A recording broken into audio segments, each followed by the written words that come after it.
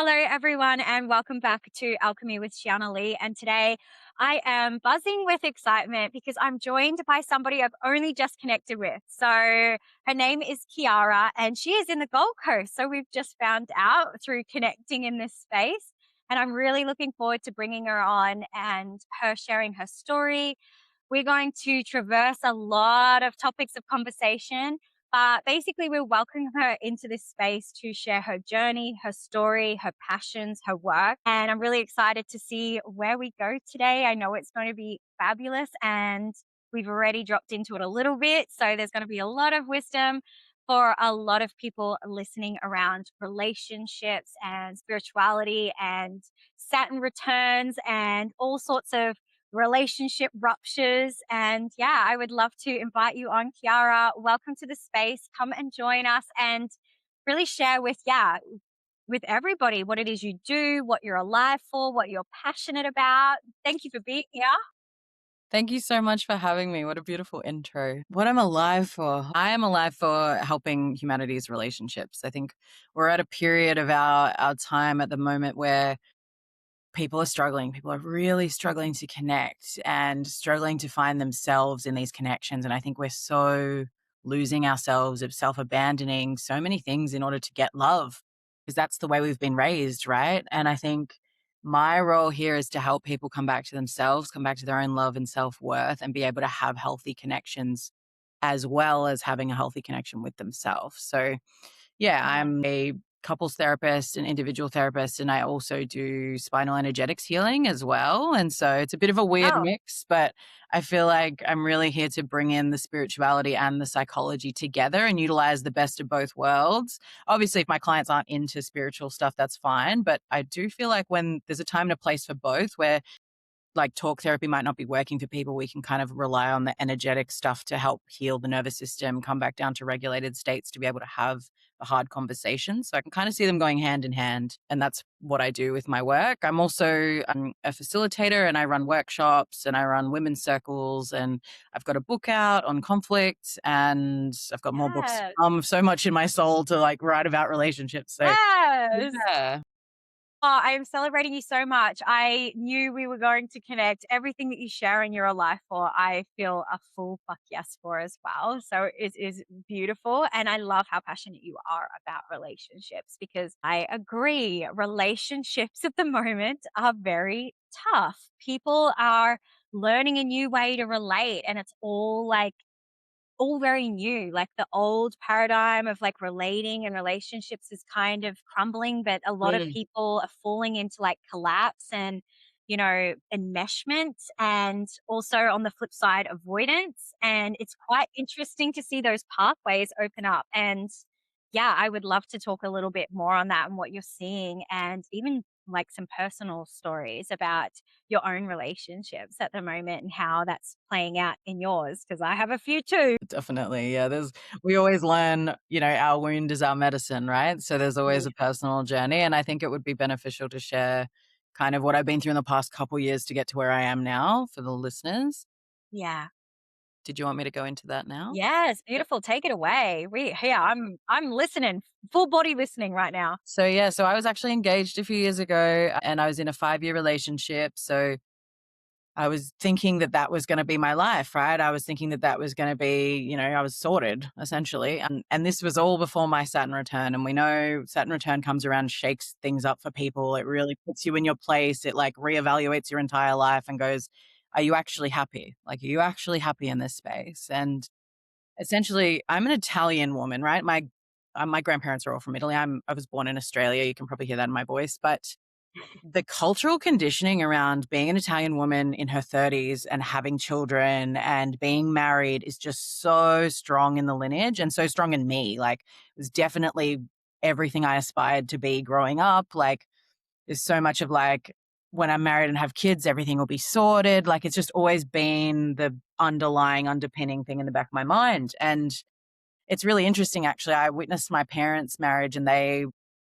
were so happily married. Like, I just saw such a beautiful picture of marriage in them. And I thought I would be the same, but I've just gone on this entirely different trajectory where They Mhm. met at 15 and fell in love and then were always together from then on. And I ran out into the world at 15 going, maybe I'll meet my soulmate too, and went smack bang into an abusive relationship. So that was my first experience of relationships. And it was so formative for me and changed the game for me. And really, that's why I'm a relationship counselor today, is because I was like, wow, what the fuck just happened in that relationship? Sorry, I hope hearing's okay. Oh my God. Yes, absolutely. Full expression. We're here for it. And it was like, that was not at all what I'd seen. Like, this is entirely different from what I was expecting in a relationship. And how did I end up here? And it was kind of really a big lesson around unpicking all of the conditioning around people pleasing and not having a voice and needing to like be loved by self-abandoning and things like that, that really led me on this journey of like, how do I work through what I need to work through in order to get to this healthy, happy relationship at the end of the tunnel, right? And even now, it's like I had my 5-year relationship and I did so much work in that relationship. I'm like, let's work through the conflict, let's work on this, let's work on healing things. And it got to the point where I'd done so much healing on my journey that I just woke up one day and it was like, oh my God, I don't resonate with this life I'm living anymore. Like, it doesn't align with me. Like, I'm not happy. I'm not in a job I like. This relationship just isn't really giving me what I need. And I'm not in a place I want to be. I want to be moved into a new space. I want to be in a completely different city. But it was just like, it hit me like a truck, like, oh my God, this is not right for me. But what do I do with that information? Like, I really struggled to even swallow that information or hear that. My inner self was screaming at me. It was saying, like, there's so much more for you out there. Like, this isn't right. Like, notice this, notice that. And there was so many signs and synchronicities along the way. But I was just so terrified to listen to that truth of that inner knowing that I just stayed in this state of confusion for like a good year. Like, of just, I don't know what to do. I don't know what the right decision is. My entire life has told me that this is the right path of this marriage and this baby and this whatever. But I also knew that we were really struggling financially and that there was like a lot of like, if I bring a baby into the world right now, like, it's going to be hard. It's going to be really hard for me to be able to hold the space of being provider and also nurturer. And like, this is not the way I want to raise a child in the world. And I'm going to have to be in this job that I hate. I'm going to have to do all these things. And it's just going to be from such a stressed vibrational place that, you know, my child's not going to get my time because they're going to be in childcare 24/7. That's just not the life I want for my family. Like, it's not where I want to be going. And so, I just found myself getting more and more depressed, and it kinda got to a head where I was just like, "I think I need to make a shift here," but I'm so terrified of, like, what's on the other side of that, and, like, a really big wound for me is, like, loneliness and being alone and not knowing Oh, and, like, yeah. how to navigate that and, like, so much codependence in my family and so much, like, we never do things alone, we always do things with a partner or the man makes the decisions, you know, that kind of thing, and I essentially had to go back and unpick all of those things, and I'm like, "No, no, I don't wanna live like that. I don't wanna live by anxiety. I don't wanna have to stay stuck in this relationship just because it's safety and certainty for me and I don't know what's on the other side." Like, I really want to be able to jump into the unknown and see if I can catch myself for the first time on my own ever without my big giant Italian family helping me out and doing everything for me. Yeah, yeah, that's beautiful. I feel like that there's so many pieces that you shared there that I think will resonate with so many people, and because they even resonate with me. That feeling of being in this, everything's on paper, everything's Mm, great on paper, and it looks great, and I should be happy here, but there's something inside of me that doesn't resonate with this life. And yeah. it is like this, I feel like it's like this existential, like, loneliness, Mm, right? Or this, like, I don't know, it's like my soul feels like it's dying in that space. And yeah, then the more you try and force, and I find that with women in relationships too, they state that, and I don't know if you, they stay in relationship long before they detach emotionally and yeah. mentally and spiritually a long time before they actually make that transition and leap to leave Mm, the relationship. And that is so true because you're stuck in this space of I'm doing what society or what my family thinks I should be doing or what should look great on paper. So yeah. you're like, I should be happy and I should be in this. And I find women like don't trust that that own inner authority of like, this is not right for me, and make that leap. So there's this weird transitional period at the end of the relationship where you're like, I don't know what it looks like, but and there's like contorting in the body and you can't Yeah. really make a move, but you try and force yourself to stay, but then that feels like death as well. So it's Yes. like it feels like death if you leave and you have to provide and look after yourself and jump into the known unknown. But then I think there comes a time where the pain point feels like more painful of staying. And then Yes. that's usually when I feel like women make that leap. And what's really Mm. interesting too from that share is like, I feel like this is a collective experience that women are going through at the moment Yeah. Yep. because of what you said, like, we've had generations of passed down lineage of what relationships and relating and what the white picket fence with kids should be, and we're Mm. the first women, like, in our generation where we actually have the freedom of choice. Like, so everything we've been told that should make us happy, and we've actually got a freedom where we don't have to rely on someone, for money more likely than not, and we can make these choices and live like a more sovereign life. And Yeah. so when you strip all that away and you're actually like, I am sovereign, I can actually make a choice. Mm. Usually that choice is not what we've been told we should choose. And Yes. then that becomes like a whole 'nother thing of like stumbling through the dark in this day and age, in this modern world of dating and relationships. What do I actually desire? And then moving from that. And that's edgy for Yes. women that have been told to like shut down their desire and what they want or Mm. had survival for so long. Oh, this is gonna resonate with so many people. I love that. It was a beautiful share. Thank you for that story. Yum. Yeah, I resonate so much with what you've just reflected. Thank you so much. Yeah, there's just so much around this soul knowing that there's something more for me out there. And you try and share that with people, and they go, oh, don't be ridiculous. Like, you should be happy. Like, you should look how great you're being treated right now. Like, just enjoy what you have. Why are you always looking out? Why are you always looking out? Why are you always looking out? But there's something in me that just knows there's something more for me out there. There's something in me that's telling me that I could stay here. And I think it's ultimately a free will choice of like whether I stayed in that relationship or whether I left. Like, I don't want to say there's a right or wrong answer because it's like I could have left then or I could have left in another 5 years. And either way, it would have happened, but I would have had to allow my nervous system to kind of come to terms with it. So I was able in that moment to go, okay, I need to get out. This is the pain point I can handle. But I think the lesson continues, but you get to choose when you decide to step out, essentially. Like that was my Love first that. exit point, right? It was like I probably had more before that that I didn't even recognize, but there was so much coming up. It was like, are you going to choose a life of comfort and safety and what your lineage and what you've always known? Or are you going to actually choose this fear of the unknown and stepping into the new because there's just something that's calling you in that direction? There's just something that's calling you to the other side. And there's no hate or there's no like judgment or shame on anyone who has to stay Definitely where they not. need to stay for where they're at. Like I completely appreciate that, it is hard to stand on your own 2 feet. It is hard to step out. And we are the first in our lineage to ever do this, to ever have this choice. Yeah. No one in my family's ever left an engagement. And there was a lot of shame around that. And there was a lot of like I'm a relationship counselor and people are looking at me like, you couldn't even fix your own relationship. Like, it's like, I oh my know. God.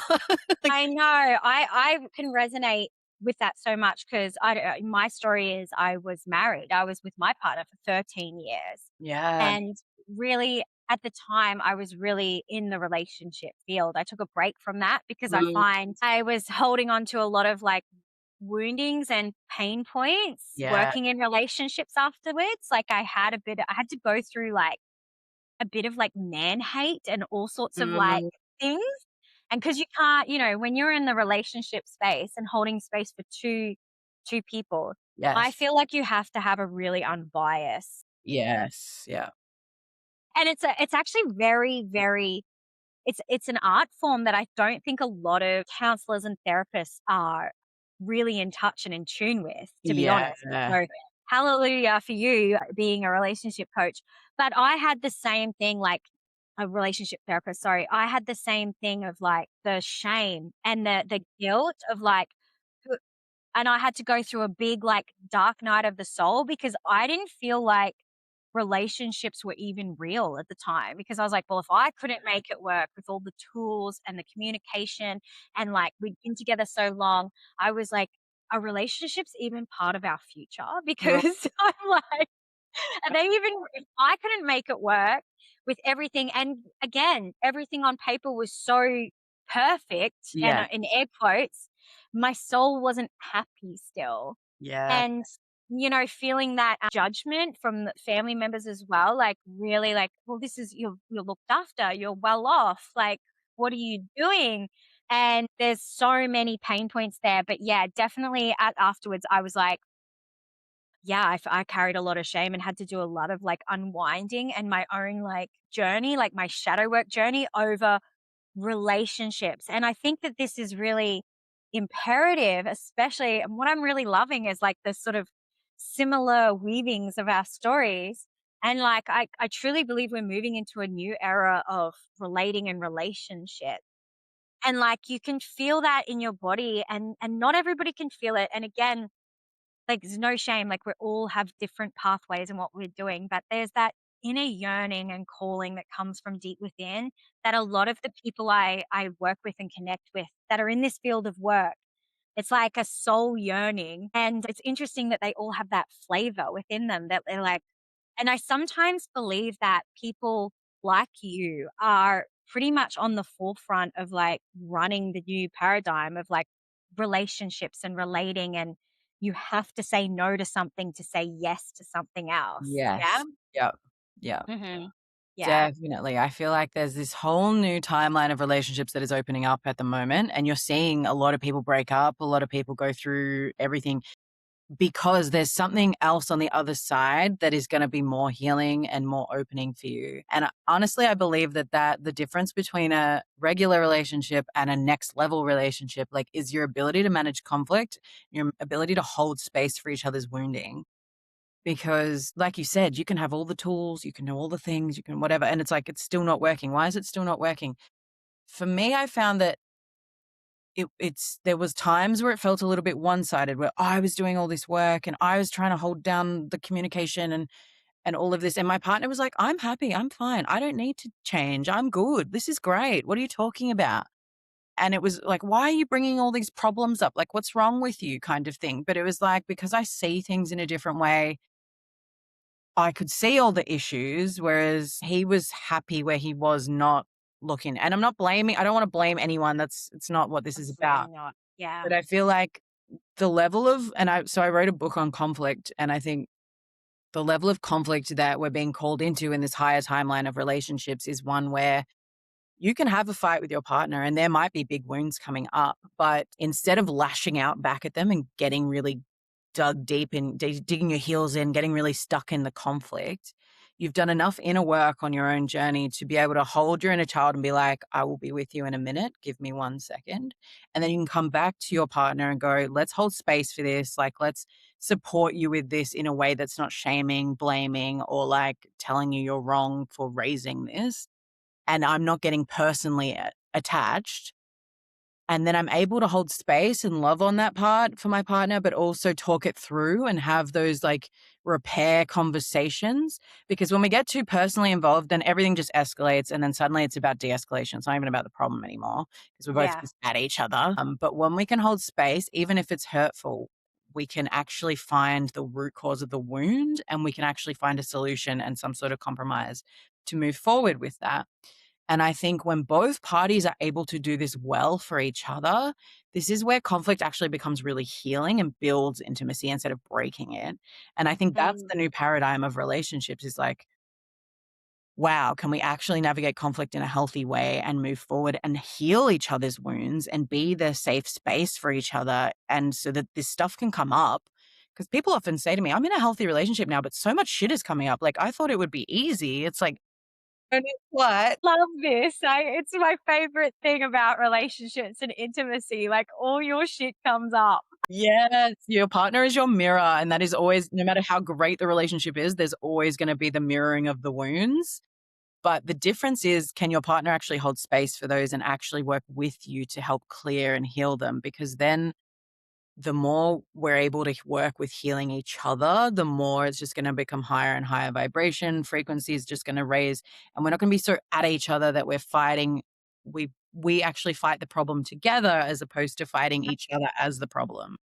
Yeah. That is what we as women, as a collective, are yearning for Yeah. currently. And there's a couple of things I want to drop into because I think they're going to be really great. But that first thing is that ache or that wound I see so much with women where they do a lot of internal work Mm, and they seem to want a higher caliber of like holding space with their yeah. partners. It's like they do, and I'm seeing this collectively with a lot of my clients. I don't know if you're seeing a similar thing, but it's like they get to this point and they've done all of this like inner work and self-worth work, and they're really Mm, feeling, instead of kind of repeating woundings and projecting out, they're in a beautiful space within themselves. And then they kind of like rise up. They get to a certain point, and then they look at their partners. And this is again, I am not. We're all on our own journey of experience. So again, not to shame anybody, but to really state that they evolve to a certain point, and then there's deflation mm, around a partner who either doesn't want to do the work with them or do that type of relating with them. And it causes like a big rupture because the yeah. woman just like doesn't get her needs met and her desires met. And I want to name it a bit because I find women don't know how to articulate this or what Mm, they want. And then it turns into a bit of like naggy energy on yeah. their part, and then the man, like it activates a man's, self-worth wounds or not good enough wounds. And it kind of becomes this tit for tat. But I see this collectively at the moment. And what I also want to reflect on, as well as what we're seeing collectively in the dating world, and Yeah. how a lot of women are choosing to be celibate, to be single, to not date anymore Mm, because of this very fact. So yeah. I would love to go into that on like, yeah, because that is the type of relationship and relating that I do see, and for the future, for all of us, that is what I feel as women we crave. Mm, And there seems to be a lack of our male counterparts, and I'm specifically speaking of male and female, men and women relationships. And, I'm sure in across the board, there's a lack of one person doing relating and the other person not. So I'd like to touch on that a little bit. Yeah. yeah, I have so much to say on that. So I feel like it's Good. Bring it all. it's so easy as women. We've been conditioned that, when there's a problem, like maybe it's our fault. Maybe if we take responsibility for it, then we don't have to like blame the other person. We can kind of hold it in our own wounds and go, what can I do to fix this? Because it's my problem, right? Instead of, Mm, it's like a partner, like when you look at a parent child dynamic, it's like if your parent's abusive or something, oftentimes you'll just blame yourself, I've done something wrong, instead of actually questioning the parent, because then that way you can maintain the connection, right? Whereas if you're saying my yes. parent's abusive, then you're not going to be able to maintain that connection. So we're so good at blaming ourselves and then doing our own inner work journey, which isn't a bad thing inherently because you're growing and you're learning and whatever. But it does mean that oftentimes we take over responsibility for things that aren't necessarily just alone our fault or our problem. And then this leads to a dynamic where one of you is doing a lot more work than the other because you're the one always going, oh, well, maybe I've overnagged, or maybe I've said too much, or maybe I'm too emotional, maybe I just want too much and I don't understand why. So I'm just going to do all this inner work and all this inner work. And then problem becomes one of you does so much inner work that fall out of alignment. And then it's like, I think the hardest part of any healing journey is like, the more you grow, the less the people around you resonate with you anymore because they met you at a certain level vibrationally. And then the more you grow, the more you grow, the more you grow. And then it's like, oh, why are we not connecting anymore? Because if they're not also doing the work alongside you, they can become that mismatch and that can be really difficult. And I think women have, as a generalization, a lot of emotions and a lot of like, I just want to be held and I just want to be looked after and supported and, have my emotions be loved on.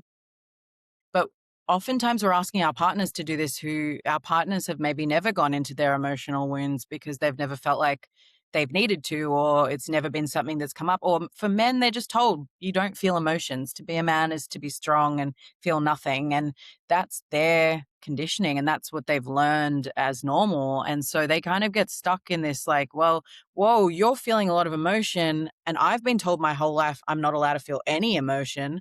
So I can't hold this. This is too much. Whereas what we're asking for our partners to be able to hold space for our emotions, but they haven't hold space for their own, so they'll never be able to hold that. Whereas if they've done the inner work themselves on their own big emotions, on their own expressions of sadness or anger or whatever it is, they would have learned how to love on that. So therefore they'll be able to meet you with more love when your big emotions are coming up. And so this gets really tricky because we feel unmet and we often feel unheard in our needs, not seen for who we really are. And this is where it kind of feels like I'm saying things, but it's falling on deaf ears. And maybe I need to be more naggy, or I'm getting more frustrated and I'm just like getting more in his face, or getting louder because then maybe he'll hear me if I'm louder. But it's like, that's not necessarily the answer either. And yeah, we end up in these dynamics where things are just so out of whack in alignment that it's hard to come back together and actually meet each other at that level that we're looking for. And Yeah. I think that's where we're finding these calls to look elsewhere, or calls to leave relationship or find something different, even though it looks perfect on the outside, because there's this part of you that knows that if you're met in your big emotions, then we can actually come back to what I said before about conflict, is like, if someone can hold space for that, then you'll be able to heal and clear a lot more of that a lot more easier. Instead of being told you're too much, you're too loud, you're too whatever, because then that just shames us. And then we kind of go back in our shell and we just kind of don't go anywhere with it. Being called into these next level relationships with more of a masculine who's done the work, because then we can both heal each other's wounds in a lot easier way and find more healthier, harmonic relationships. Yeah. And this is where we're seeing mismatch. Yeah. I love, love, love everything that you shared because truly I think like at the root, like we are being called, like I wholeheartedly, there is like there is wounds and deep seated, like ingrained ruptures and fractures within our body that can only be healed in relationship. And Yeah. that's why they do come up. Yeah. And, if we were to reflect back on, previously and, generations before us, they didn't actually have that as an option. A No. lot of it was safety, survival, or convenience, or, so and it's a choice. Like I always say that anything around how deep we go and how high we go is always a choice point. And I think the women that are really craving and yearning and can feel the call for like deep relational intimacy and healing beyond healing wounds that were forged in our family dynamics, Mm, it does take a certain caliber of somebody willing and choosing to do that. yes. And yeah, I think that that's what, and there's a lot of heartbreak and grief with that, with Mm, women who actually deeply want love and relationship and connections, but are not wanting to settle for something that's kind of surface level and or yeah. surface layer. They Yeah. want to be met deeply. And yeah, there's this grief and sadness for not having that as an option around them. Like, Mhm. very generalization, but more often than not, I do see a lot of women holding these like pain points of like, I am too much then, or I'm desiring too much, or I should settle and just be thankful for crumbs or Mm, anything just to receive some form of like love and affection and attention because we all really want that underneath everything. mm, And the amount we're willing to give up and let go of yes. to receive that in relationships or externally. You said it so beautifully before. It's like how women actually generally do hold a lot of like the emotional mental labor and are very more internal and reflective than our counterparts, like that's just Mhm. how we orientate around the world. Yeah. And it's interesting. Yeah, to then see that turn into sort of like wounding as well, and like shame or shutdown or turning off certain aspects of themselves to receive love and be in relationship. And the brave, brave women and the brave people that actually go no and step out of that Yes. and are calling in more. Mm. Yeah, when I was at that choice point of like, do I leave this relationship or do I stay? I could see myself going back within my shell, like all the growth I'd done, like just becoming more of a people pleaser because it kind of mitigated the conflict, right? It stopped having the arguments. And even though I knew it wasn't right and I knew I wasn't getting my needs met in that moment, it was like there's this part of me that just wants the desires like a relationship without conflict, without fights all the time. So it's a natural way for me to just jump back into that box of who they want me to be so that I don't get shunned or I don't get hurt or I don't get like told I'm too much, not good enough, etc., etc. And so I think we have this natural inclination to shut ourselves off and shut ourselves down, like you said, and stay in these connections a lot longer than what we probably should because we are just so fearful of losing that and fearful of what's on the other side of that. And there's this whole piece around, and I think I had to learn how to step in out of my people pleaser and into my kind of, I call it my villain era, right?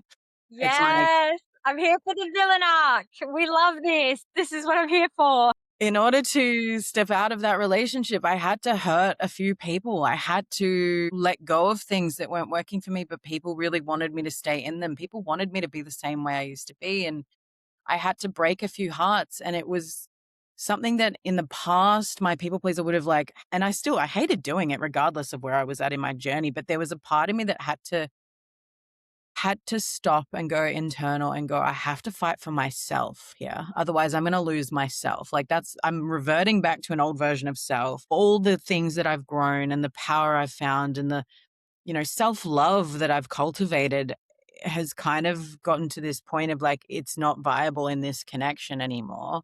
So am I going to choose the connection and become a lower version of self that isn't happy? Or am I going to step up into my greatest version of self and back myself in whatever that looks like on the other side? Mm, And so in order to do that, I had to be in my villain era. I had to kind of go, you know what? Like, I don't want to hurt people, and that's my last intention here. But in order to choose myself fully and utterly, I have to. I have to step out of this. And I love and honor myself enough to do that, even if it means that people are going to be unhappy with me, even if it means that I'm going to feel shame or I'm going to feel like I've done the wrong thing for a little while until I've worked through that personally. And it's interesting. I'd love to tell a story if you don't mind. I really yes, struggled with please. this. This was really hard for me to do, but I actually went to Egypt during this period. And that's kind of the thing that really helped me see things a bit more clearly because I found my kind of like divine feminine energy and really stepped into my power with that. And that was what ultimately helped me come back home and like say, no, I need to do this for me and I need to break this off now. Mm, So I knew I had a past life with this person I was dating. Like there was something there that would just like magnetized ourselves to each other. Like there was something that was just I'd known this person before, energy of like this is stronger than a regular connection. And so I did a past life regression before I went to Egypt because I had a feeling it was about Egypt with this person. interesting. And in the past life regression, I don't know if the listeners have had one before, but essentially it's kind of a meditation and they let you look at yourself and see what you look like in that life and also look around and see if you know anyone in the people around you in that life, if their face is like reminds you of someone from this current life. And oftentimes the lesson in that past life regression life is also the lesson you're currently traversing right now. Yeah. So what I was shown in that life was that my partner at the time was my baby and I was a priestess in the temples. And I don't think priestess were allowed to have babies. I don't know, you don't get a lot of context in these past life regressions, like the basics, but I don't have like the background. So I'd adopted this baby from somewhere and they were trying to kill these babies for some reason in Egypt. I don't know why. And I was like, well, we'll take him back to the temple. It's going to be okay. And so I looked at the baby and the baby was my ex-partner, like, right? Mhm. And so we had this karma together that hadn't been cleared. And so I took this baby to the temple. And I was quite high up in the temple. I was teaching people. I was like living my best life. And whoever the bad people were that were trying to kill these babies came to the temple and said, give up the baby or we'll kill him. And I said no. And I got killed as well. And so that was kind of our karma in that life. But how that connected to this life was that in this life, my conditioning had told me, I really want a baby. I really want to be a mom. That's my everything. Like, and my ex partner was my ticket to having a child. Like, I could have had a child with him whenever I wanted if I chose it, because he was my ticket to keeping that baby. But in Egypt, he was the baby. And so I always felt this weird maternal energy with him in our relationship in this life. It was like, I always felt like I needed to like, teach him things and like help him do things and all of this. And that was one of the big wounds in our relationship, was like I never felt fully like I could be held or supported, or when we had a child that I felt like I would be a bit on my own with that, even though he would have been fully present. So the lesson was to let go of the baby and to not die in the past life. So once I went to the temple of Philae, which was the goddess Isis temple in Egypt, and I took home some water from there, and I had a bath in the water, and they showed me what like that life would have looked like if I had have chosen a different path, if I had have given the baby up. And so if I had have given the baby up, they would have still killed the baby. I would have been devastated about it, but I would have survived, right? They wouldn't have killed me as well. Yeah. And the priestesses rallied around me. They supported me. I got back on my feet and I found my way again. And I was able to live out the rest of that life. And I ended up meeting someone and having another child down the track anyway. And then I got to raise her in the temple and it all worked itself out. But I feel like I never got to fully finish that life and all the work I had to do in that life. Because I died. Whereas in this life, I would have had to step back out of all the self-development growth I'd just done. And in a way, like subconsciously died a little bit of like, I'm not allowed to be in my power. I'm not allowed to be seen or who I really am, because I don't get love from that. And I'm choosing this baby. I'm choosing this partnership over myself. And so to clear the karma in this life, I had to choose myself and let go of the baby, let go of the partnership.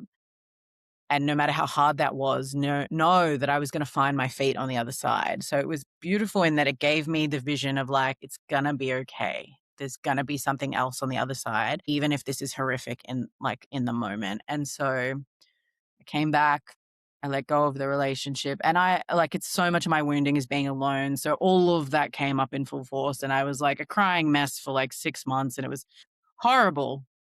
Yeah. You go through it. But now on the other side of that, like I feel so happy and I feel so like I back myself. I know my worth. I know my value, and I will never self-abandon to the same degree that I did in that last relationship again. In my next relationship, I know it's going to be healthier because I'm not going to constantly be trying to like find ways to make it work because he can't step up or he can't do what needs to be done. So I need to put myself down or make myself lowered or not allow myself to have what I need in order to keep the love and keep the connection going. So yeah, it sometimes it's really hard to not see what's on the other side when you can only see like, oh my God, if I break up, I'm gonna be single at 30 and it's gonna be really hard. Of course, there's going to be a big part of you that goes, let's just jump back to safety. But I think if there's one thing I can share with the listeners is like, you have no idea how beautiful your life can be on the other side of that relationship and that connection. You have no idea like the new kind of connections you will call into your life just magnetically because you're following your highest truth and you're following the call of your soul. Like there's so much in my life now that is so full and beautiful, and I'm in a new location and I love it so much. And it took a lot of hardship to get here, but it's exactly where I need to be. And I can just see that so fully and utterly. And I'm so much more connected to my joy, my peace, my pleasure, my flow state of like, I'm here to help relationships and I'm doing the thing. Whereas if I'd been in an unaligned relationship, it feels a bit disingenuous to go out and put myself out there as a relationship counselor. Whereas now I'm like, yes, I'm not in a connection and people can judge me on that, but it's because I chose myself and I know I'm worthy of more and a healthier, happier connection. And I hope that one day my next relationship can be that kind of model of the new world of relationships so that I can show people like how to do that and how to get to that point of I love myself so much that I'm worthy of a healthy, happy connection where my partner holds my wounds, I hold their wounds, and we do it reciprocally My God, that word stuffs me up all the time. What is with that word? You know what I mean? Yeah. Yeah. Yeah. But to get to our highest timeline in relationships, it does take a lot of pain, and it does take a lot of, like, choosing yourself over and over again and not knowing what's gonna happen, leaning into the uncertainty and the fear and going, "I trust and back myself, and I know that I'll be held on the other side." Yeah, that was such a beautiful story. And honestly, there was so much goodness in there. You know, I just want to reflect like choosing yourself and not abandoning yourself is vital. And whether it and that's the thing, like these type of like relationships, like letting go and choosing yourself will actually activate you and open you up to so much more bigger and better. And the point that you really, really landed on as well is the uncomfort or in the unknown, right? And that's where I see a lot of people get stuck, right? They know what is, and it's interesting because, like, women usually know. Like, Yeah. women can feel it in their bodies. They know in their intuition, in their souls, and sometimes it can be so ancient, like what you have just shared with your and that's something I want to really reflect back to everyone listening too, because sometimes our connections can be so intense and so attached. And there's a whole other aspect to it that Mm, we don't even or are not aware of and might not get privy and like insight to that, like you did. Funnily enough, I had a very similar experience. Of course, I did of like moving through and seeing like my past timeline or a parallel timeline of like me and my ex-husband. And he was my mum and mm, I was his son. And again, it was the same. I want to share this because I feel like it's going to be medicine for anybody yeah.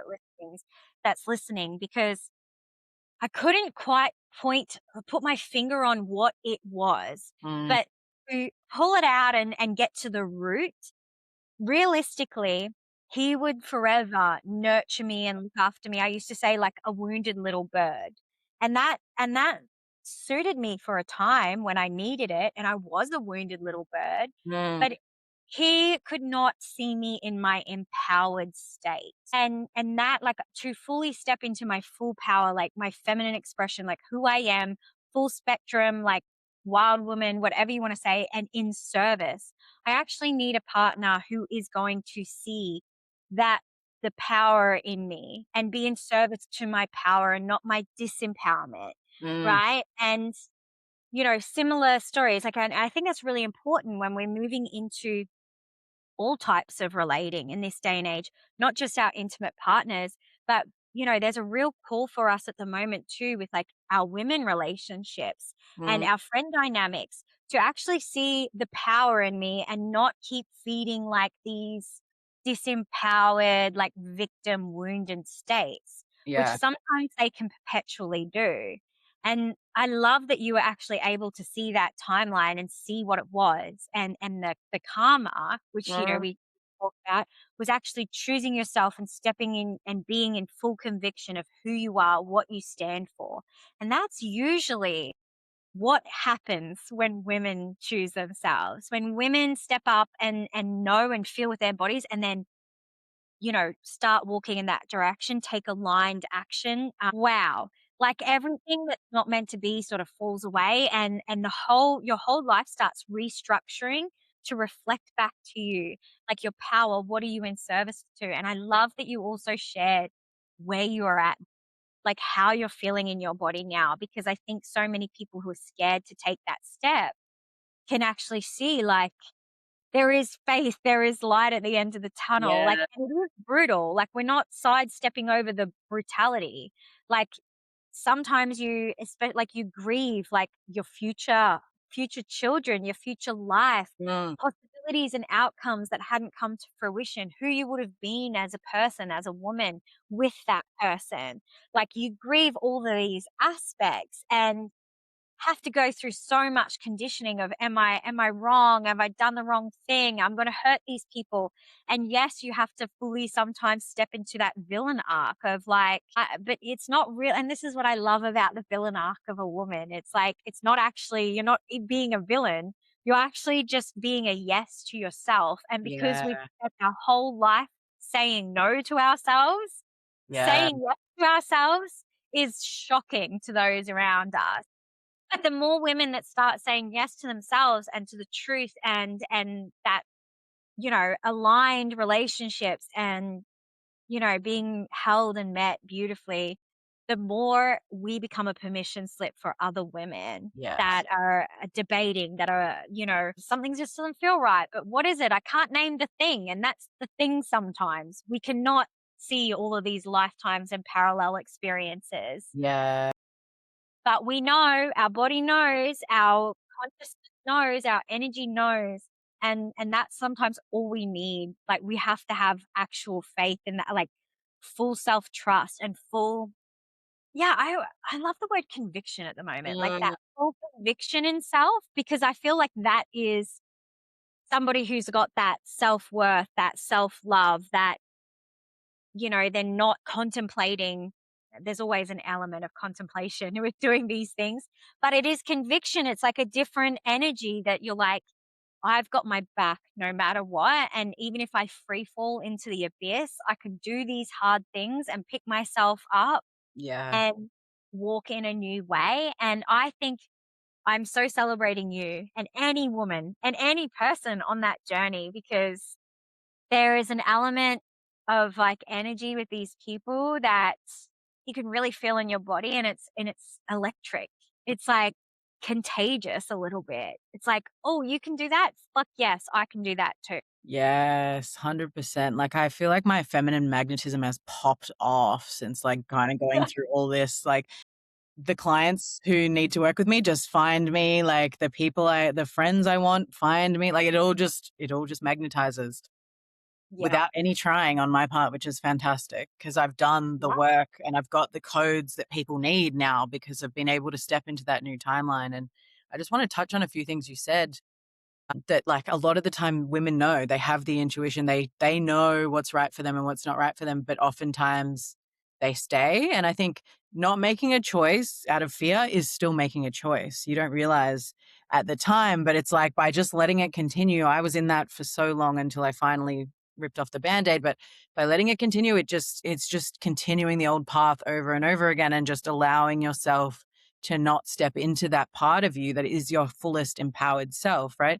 So your partner couldn't hold space for you, your ex-partner couldn't hold space for you when you were in that fullest empowered self. And oftentimes these relationships are here to help us heal a wound. So when you weren't that empowered self, that made that relationship perfect for you because they were so happy to hold space for you and hold you like that broken bird and all of that. And that's who you needed in that moment. But then when you became the most empowered version of self, they couldn't hold that anymore. That became scary to them, or like, you're going to go do things and people are going to hurt you and I can't handle this. So I'm going to shut you down. I'm going to shame you until you go back into that box that I learned to love you in.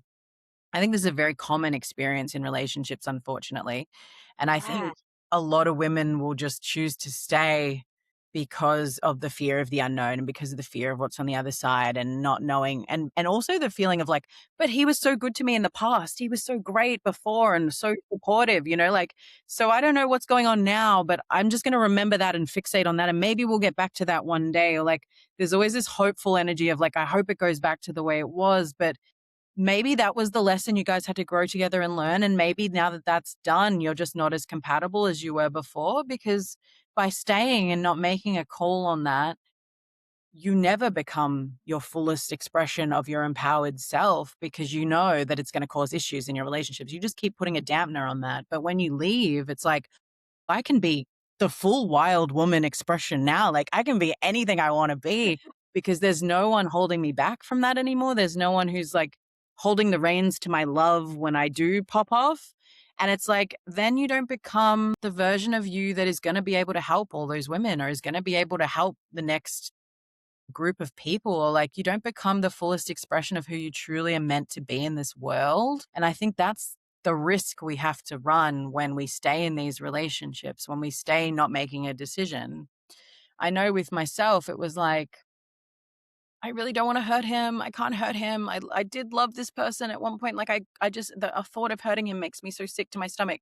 So I'm just going to hold it all in. I'm not going to say anything, and I'm just going to let it keep going and whatever. And that was all well and good because there was no conflict externally. But on the inside, my inner child was crying. My inner child was like, what are you doing? Are we not worthy of being our true self? Like, are we not lovable? Are we not good enough? And my self-worth was crumbling. I'd brought all the external conflict. I'd tried to avoid that, and I'd brought it all internal. And then suddenly that's where the confusion came from of like, I don't know who I am anymore. I don't know what's going on. Like, I can't back myself. I can't choose myself. I feel like a shell of myself. What's going on? I'm just in this depression world because I couldn't choose myself enough to sit with the external conflict.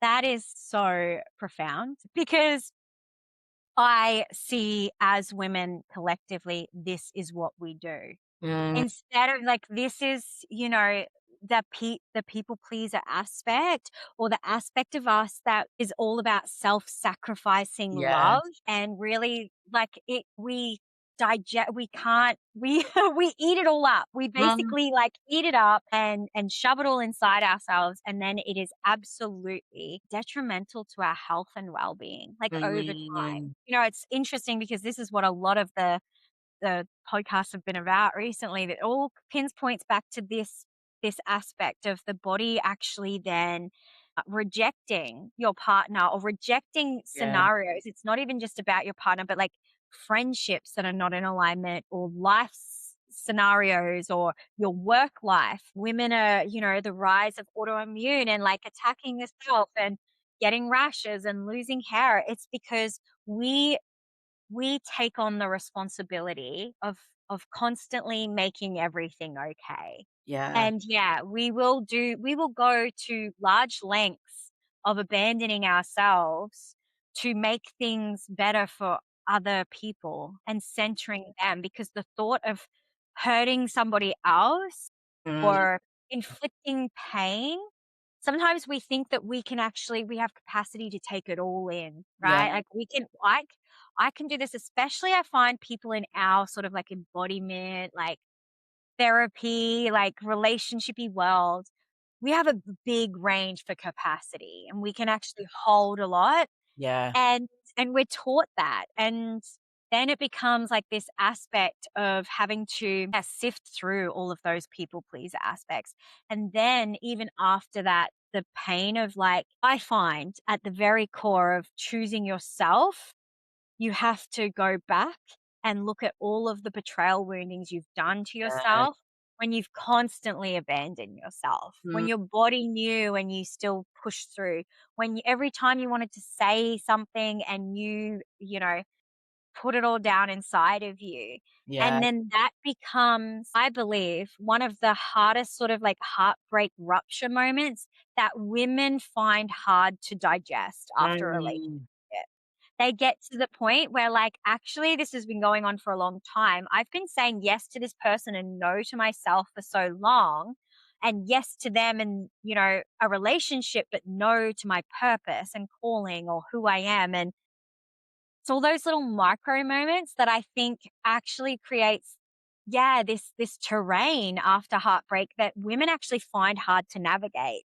And yeah. on the flip side, men don't do that much self-abandoning. Yeah. So they move through this, like, a little bit faster. And then, women really hold on to this attachment around it of, like, I think they're the one, or I'm not happy without them, or these sorts of, like, threads, Yeah. when actually they're afraid to actually get down to the real grief point of, like, "Fuck, I've abandoned myself here, and I've lost Yeah. myself in that." And that is the part that I find that they find really hard to move through at the end. Refinding themselves. Yeah. And like, there's such a sense of like, I've self sacrificed for years for this connection and you're not doing this. And it's just like rage. Like, it's just like, but like, we're so subconscious that we have self sacrificed and self abandoned for so many times that it's like, it just comes out as rage. And it's just like, oh, where's this coming from? Like, how dare you not step up for me or whatever it is. But it's like, oh, because I've already done it 10 times in a row of like swallowing the thing and not saying what needs to be said and like holding that all within, because then that way I'll be more liked and that way our connection will be okay. And then it just all comes out and you're like, whoa, where did that emotion come from? And your partner's like, you must be crazy, because why are you flipping your lid at me about like taking the bins out or something very menial and not a big deal? But it's like, oh, because I've already done it 10 times where I've swallowed the thing and I've ignored it and I've ignored it and I've ignored it. And now it's become a really big thing. And I think Yeah. you're right. I think there is a huge piece after relationship of like, where did I self abandon? And where am I frustrated at myself? Where is my inner child, inner teen, inner anyone just screaming at me like, do not do that again? And even myself, I've attracted new partnerships and things like that. And there's been a thread of like a self abandonment wound come up. And it's like, am I going to sit here and do this again, or have I fully learned this lesson? Because then the lesson comes up again as a test, right? It's like, yeah, you left the last thing, but like, let's see how you go with this one this time around. Okay, you're going to have to self abandon in a completely different area or aspect, but like, are you willing to choose yourself now? Are you willing to choose Yep. yourself now? Like, Yeah. but it's a lot more clearer and it's a lot more easier to pick up this time around. Like I think I noticed it within 2 months of this relationship, whereas in the last one it took like what 4 or 5 years before we actually got to that point. So the wounds Yeah. will always be easier to see, particularly when you have a connection to your inner world and like, where am I abandoning myself? How can I not do that again? How can I work on that piece so that I'm, walking into the world and like knowing I'm valuable just as I am. And then when it does come up again, there's a part of you that already kind of can flag that a little bit quicker and a little bit easier because you've had that internal work. You've done the work on that already. Yeah.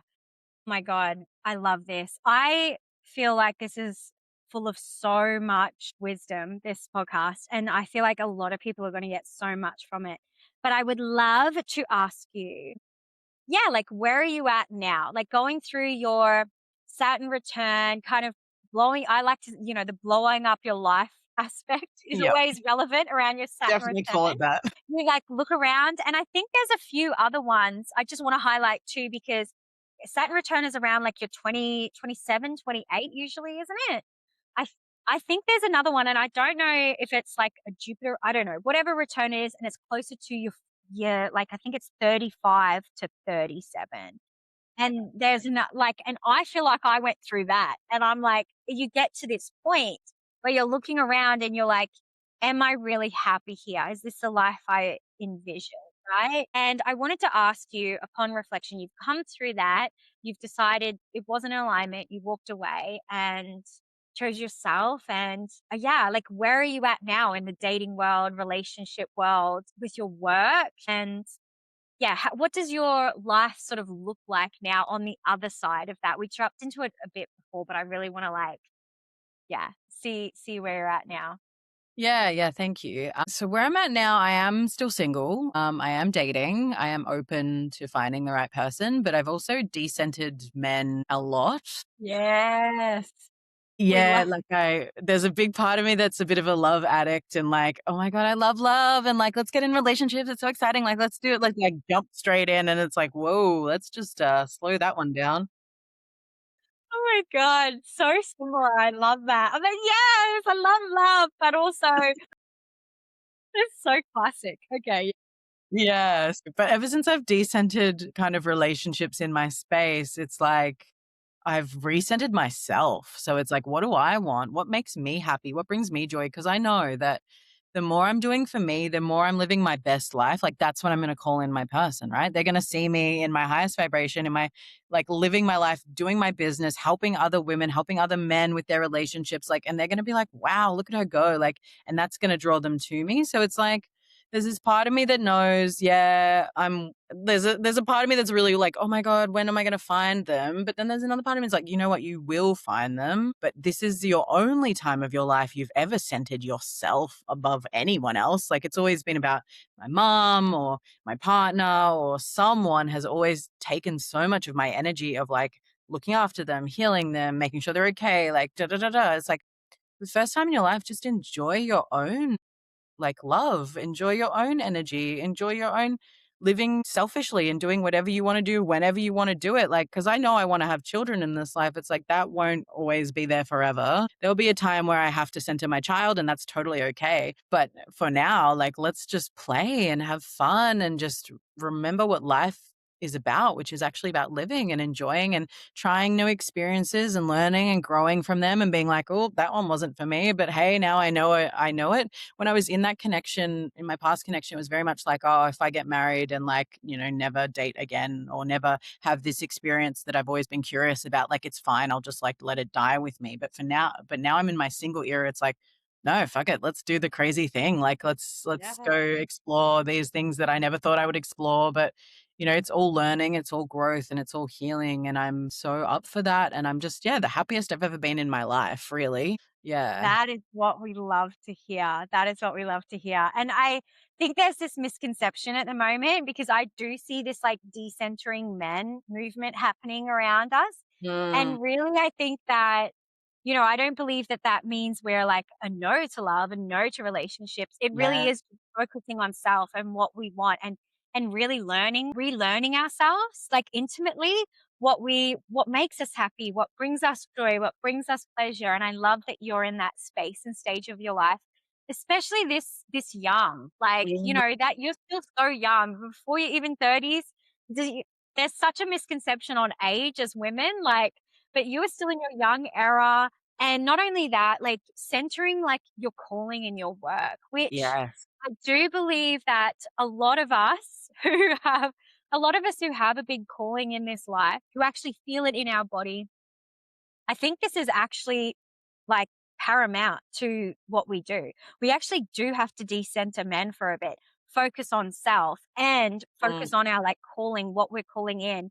And you're doing big things like you got a book, you're an author. Like that's incredible at such a young age and working in these new elements of how we can show up and relate and heal. And I think it's really interesting because I think there's an element too of when you decenter men, it's like you don't expect, like, you will not say yes to things just to be chosen because you're choosing mm, yourself, right? You're choosing yourself, you're choosing your calling, you're choosing your happiness. And if a man wants to come and rise to that and be in that, but like accepting anything less than, I know even for myself personally, accepting less than what like my baseline's up here now. I feel this much joy and pleasure and happiness and I'm this alive for my work. Like my yeah. passion is on fire. You can either come and add to that Mm, or I'm not going to entertain that because it is like for me like leaky energy. yes. Like leaky energy and I don't have time to fuck around with leaky energy anymore. So Yeah. it's really powerful to be in that space. And I'm really celebrating you for your journey and how far you've come and what you do. I'm really excited for this new connection I have with you, actually. Yay. Yay. So I'm curious if there's anything else that, yeah, if you want to drop in and like take a breath and just sit with everything you've shared and your story and your journey. And if there's any more parts of your story that you'd love to share or any wisdom that you would love to impart on our Mm. listeners to take away with them. There's one thing that comes to mind. I guess it's kind of like how you said, like, it's like I've chosen myself, so I don't need the validation of being chosen by other people who aren't quite right or who are just going to bring leaky energy into my life or like bring me down or whatever. It's like chosen myself and you have the capacity to choose yourself too. And then, yeah, we live in this space of like, I'm living my mission work. I'm doing what I'm meant to be doing on this planet. I am happy and I'm living a high vibe. And it's like, my heart is open to the right person coming in, but my heart is closed to all the wrong connections who are just going to drain me or like put me off that path. And I think that's the most freeing place to be. It's like, I'm not closing off to all men. I'm not saying that at all, but it's like, I am opening myself up to the right person who is my person. And I know that that is on its way and there's no rush or stress or panic about any of that. It is just like when I connect with my soul, there is never any rush or panic or worry. It's just like, you got this. Just keep doing what you're doing. It's so fine. When I connect to my mind, it's like, oh my God, worry, worry, worry. It's like, I don't need to stick with my mind all the time anymore. Like, I'm happy to check in with my heart. I'm happy to check in with other parts of my body, my womb. There's so many other parts of your body you can talk to and listen to. You don't just have to listen to the mind, like give Yeah. worst case scenario stuff. Like, you get a choice of where you put your energy and what you listen to. And yeah, like it's so readily available to everyone. You all can get to this point.